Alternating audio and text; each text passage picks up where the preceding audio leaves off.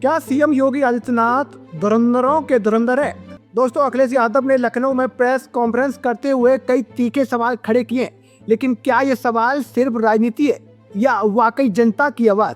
क्या ये बयान सत्ता पर हमला है या सिस्टम की हकीकत? दोस्तों, प्रेस वार्ता के दौरान उन्होंने योगी आदित्यनाथ पर तंज कसते हुए कहा, योगी जी तो धुरंधर से भी बड़े धुरंधर निकले। हमारी विधायक को गुमराह करके अपने पाले में ले लिया। लेकिन सवाल ये है दोस्तों, क्या वाकई ये गुमराह करना था या फिर सियासी समीकरणों का पूरा खेल? अगर कोई विधायक पार्टी छोड़ता है तो उसकी जिम्मेदारी किसकी होती है, और नेतृत्व की या हालात की? उन्होंने आगे पूछा कि अब आप ही बताइए, हम एफआईआर कहां करवाएं? ये सवाल सिर्फ एक राजनीतिक कटाक्ष नहीं है, बल्कि एक बड़ी बहस को जन्म देता है। क्या आज की राजनीति में नैतिकता का कोई स्थान नहीं बचा? क्या दल बदल अब सामान्य हो गया है? पूजा पाल को लेकर भी उन्होंने सफाई दी।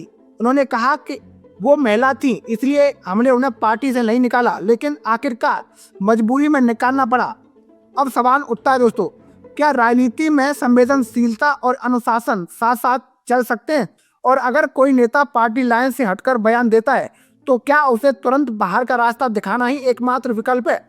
दोस्तों, अखिलेश यादव ने यह भी आरोप लगाया कि पूजा पाल अब इसलिए बयानबाजी कर रहे हैं ताकि उन्हें टिकट मिल सके। लेकिन क्या वाकई टिकट की राजनीति इतनी हावी हो चुकी है कि विचारधारा पीछे छूट गई है? क्या आज के नेता अपने सिद्धांतों से ज्यादा अपने भविष्य को सुरक्षित करने में लगे हैं? दोस्तों, प्रेस कॉन्फ्रेंस के दौरान दूसरा बड़ा मुद्दा था एलपीजी गैस की किल्लत।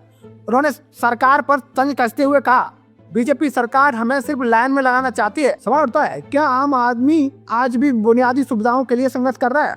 अगर गैस सिलेंडर 14 किलो से घटाकर 10 किलो कर दिया गया है तो क्या उत्पादन भी उसी अनुपात में बढ़ाया गया है?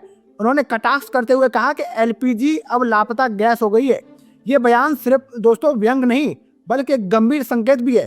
क्या आने वाले समय में गैस संकट और गहरा सकता है? क्या सरकार इसके लिए तैयार है?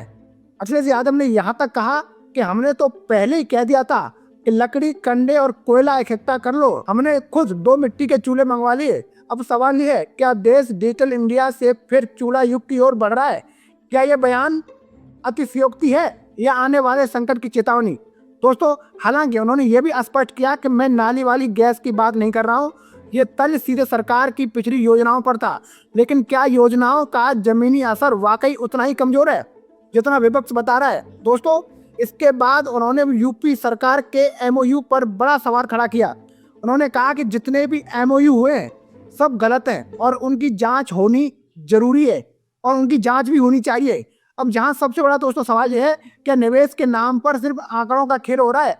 क्या जो कंपनियां निवेश के लिए सामने आई उनकी विश्वसनीयता की जांच हुई?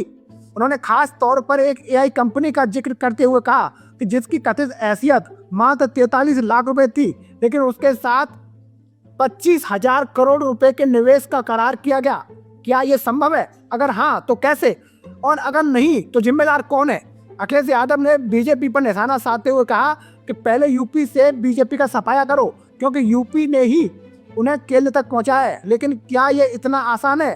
क्या जनता अब भी उसी राजनीतिक सोच के साथ खड़ी है या उसका नजरिया बदल चुका है?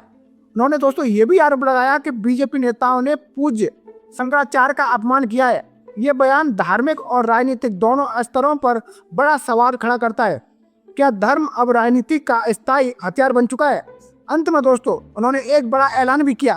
उन्होंने कहा कि लखनऊ में सम्राट अशोक की भव्य प्रतिमा लगाई जाएगी रिवर फ्रंट पर और उन्हें सोने के सिंहासन पर बैठाया जाएगा। लेकिन दोस्तों, सवाल यह है, क्या यह सांस्कृतिक सम्मान है या राजनीतिक संदेश? क्या विकास की प्राथमिकताओं में ऐसी योजनाएं सबसे ऊपर होनी चाहिए? दोस्तों, पूरी प्रेस कॉन्फ्रेंस सवालों से भरी रही और शायद यही उसकी सबसे बड़ी खासियत भी है। लेकिन असली सवाल अब भी वही है, क्या इन सवालों के जवाब मिलेंगे या ये सिर्फ चुनावी बयानबाजी बनकर रह जाएंगे?